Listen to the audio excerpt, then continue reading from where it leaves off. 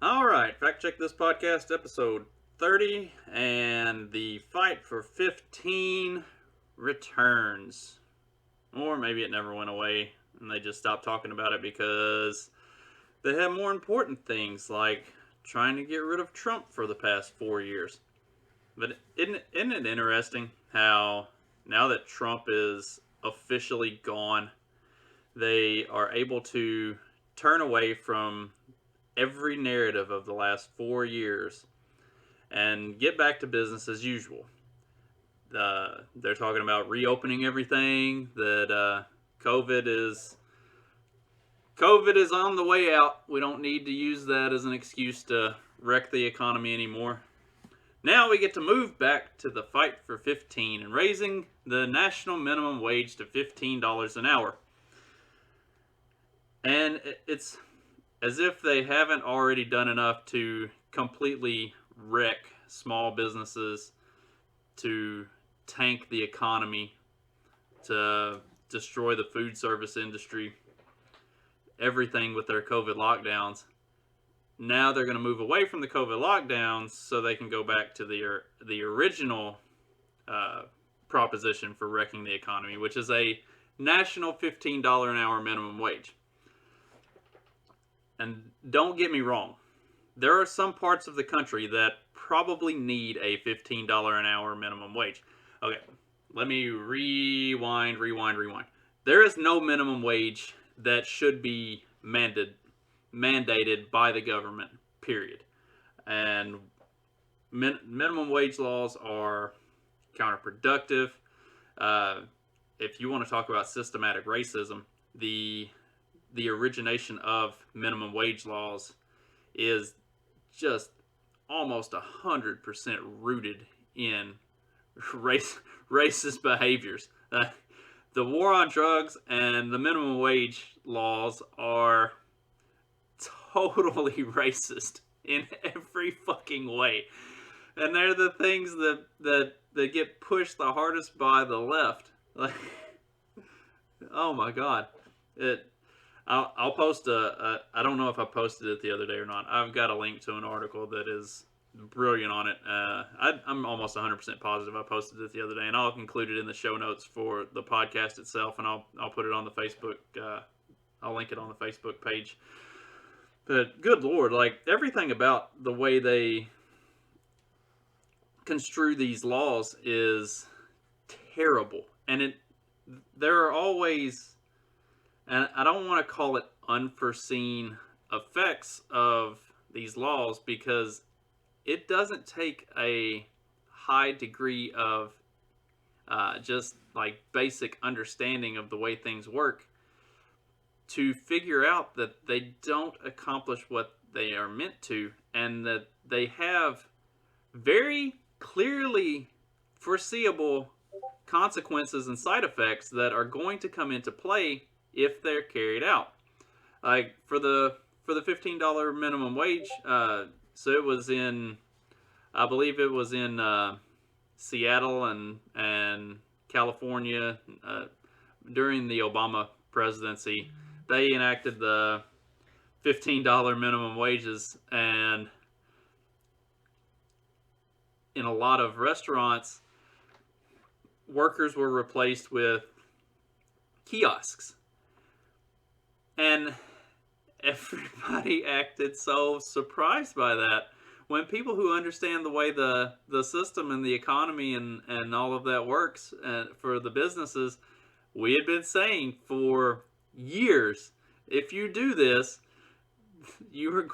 it's not going to help the workers. It is going to put the workers out of work, and they're going to be replaced by robots or by machines, by self-check kiosks. Like, it didn't take a high degree of study to know what was going to happen, but man, they went through with it anyway. And the craziest thing about it is, like, the $15 minimum wage is totally useless. It's going to either not be sufficient in parts of the country that need it, so it's the inflation and the long-term effects of it. everything will, because of that price going, or that going up, everything else will in turn go up in price, and it offsets itself, and then $15 an hour is completely fucking useless after that. And that's in the parts of the country that $15 an hour would be a a minimum wage.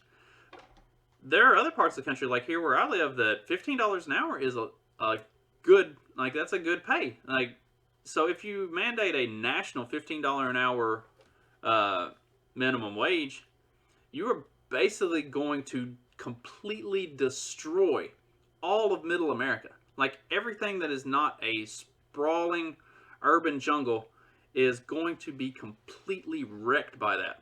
And here's the thing, Democrats don't give a fuck about that. They don't care at all, because all they're worried about is the high population bases like LA, like New York, like Chicago.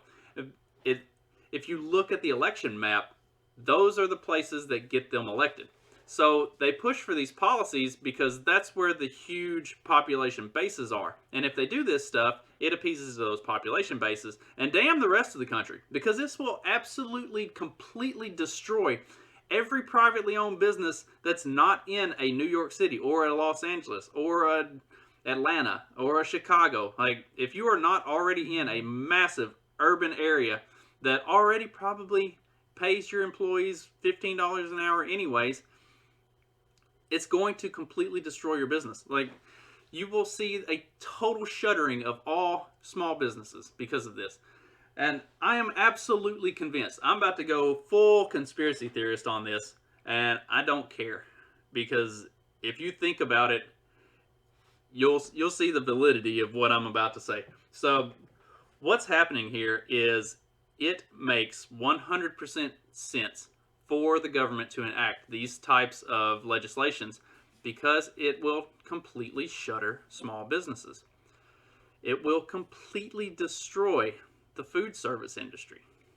Like, I am absolutely convinced that that has been the goal of a lot of these lockdowns and a lot of this stuff, is to control the market, specifically to control where you can shop, what you can shop for, and where the food supply comes from. They talk about it. We talk about communism, and look at the way all of that goes. It was the state owns and runs all of the means of production and all of the means of sale. So the entire market, the entire system of producing and purchasing and all of that, it's controlled by the state. You know what the quickest way to guarantee state control of all of that is? Shutter every small business in the country so that they can't compete. And then make sure that the only ones who are doing any business are the massive, massive corporations that are already in bed with the government and are dictating everything anyway. Cronyism is what we have. And it's becoming something that's going to just, that I've been talking about this for months and months and months and months, and this is what the government wants. They want to shut down any competition. The Walmarts, Lowe's, Amazons, these are not, they are not threats to the government. They are factions of, they are the distribution arm of the government. So they want to shut anything down that's not directly linked to them. They're not in bed with the small businesses. Small businesses actively need to be against the government, because the government is always not on their side. The government is always trying to regulate them into oblivion.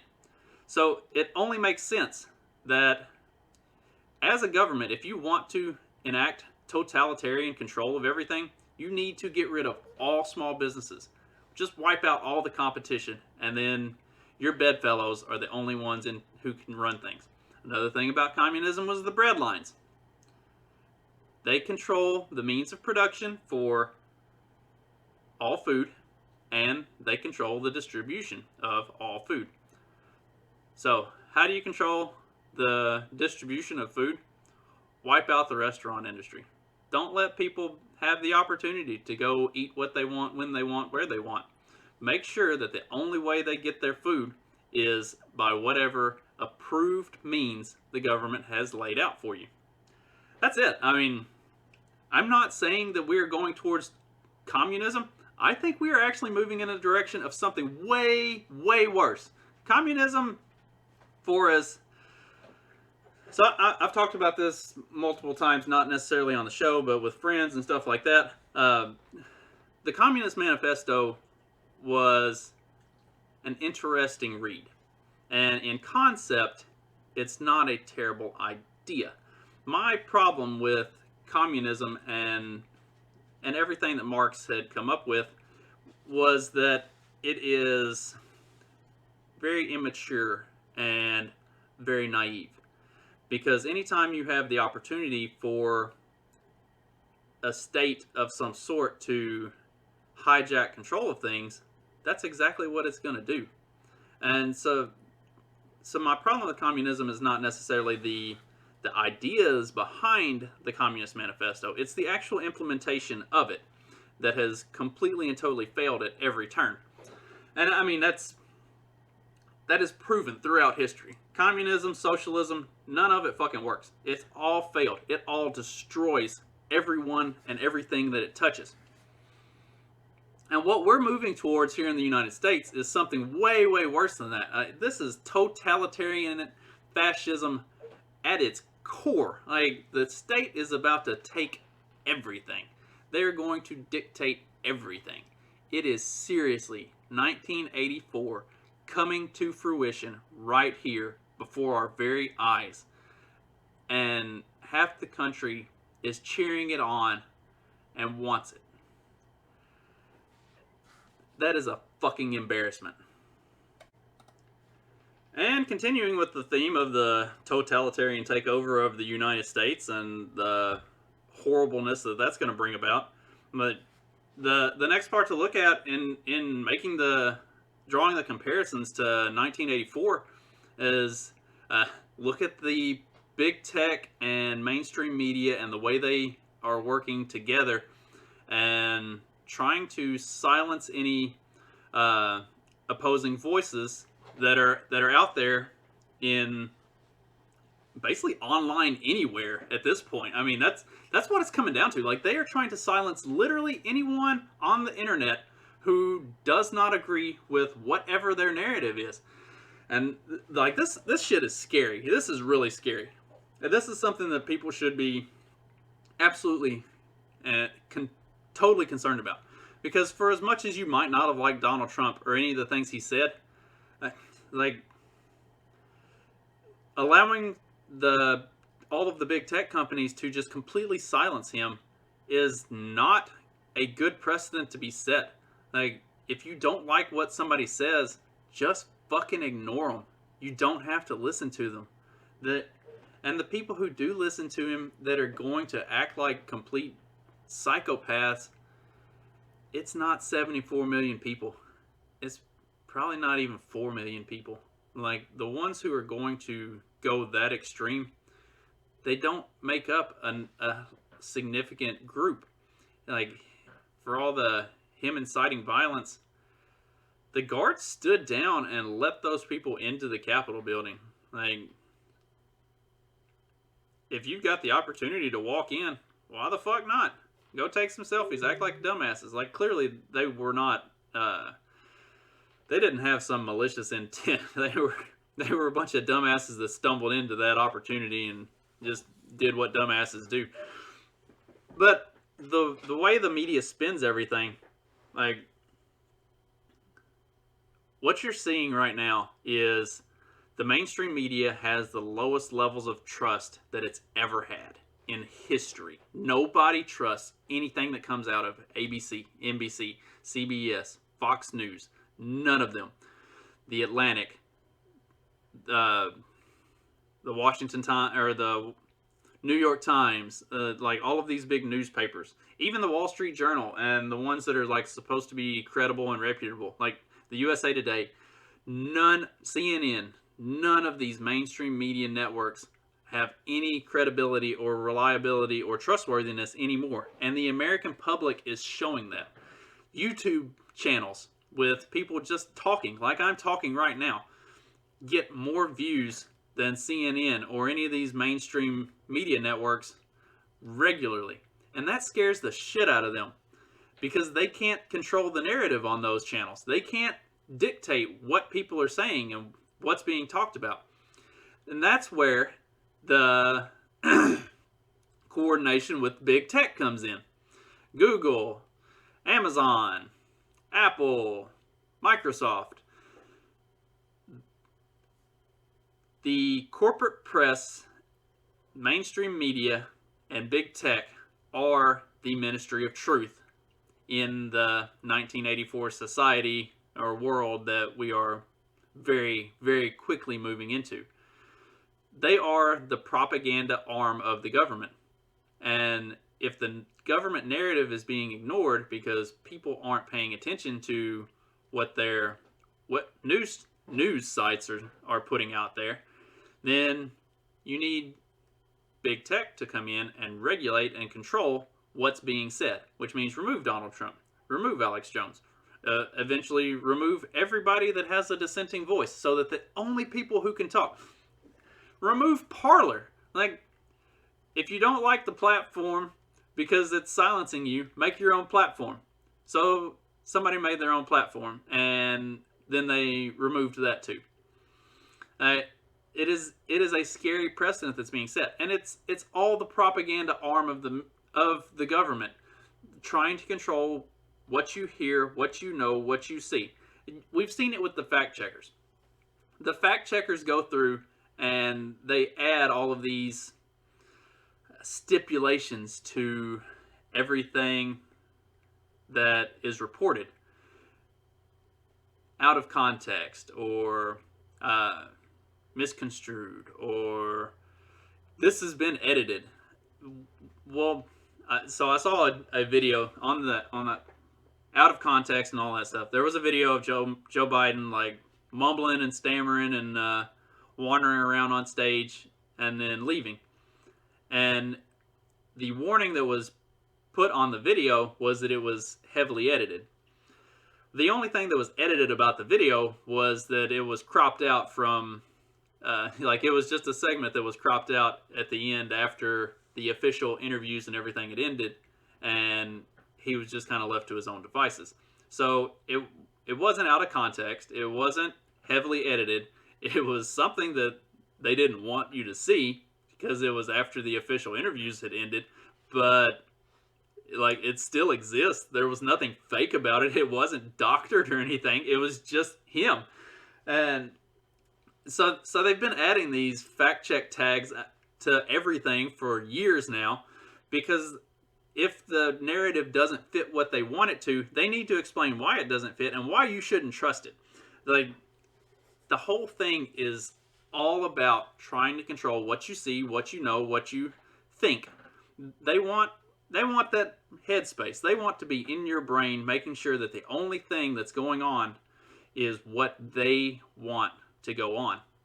And eventually, all of us, every single last fucking one of us who disagrees with anything that comes out of the government, we are all going to be silenced.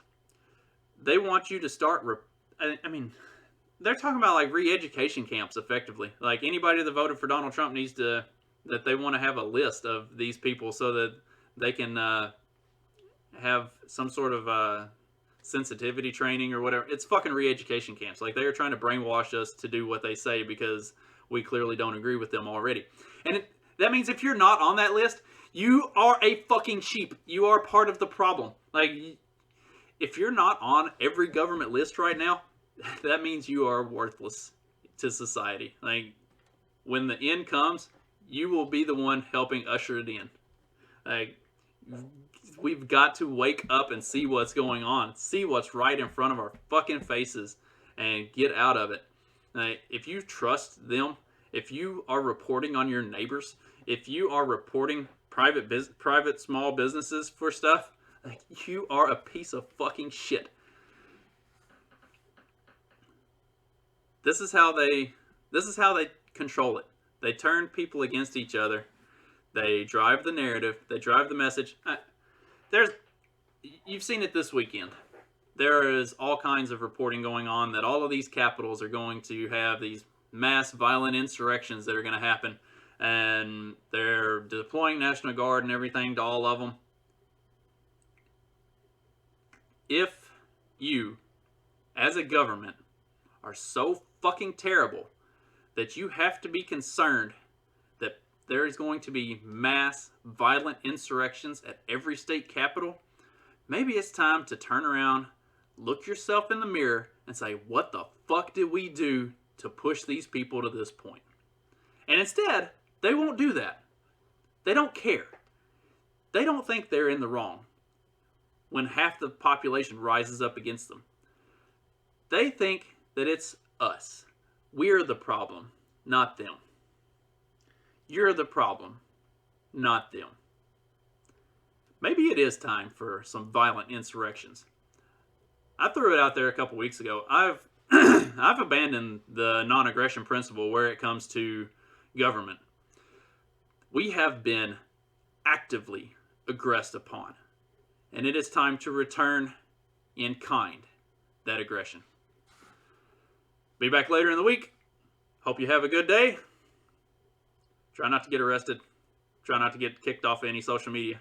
I'd like to continue interacting with you. Have a good one, everybody.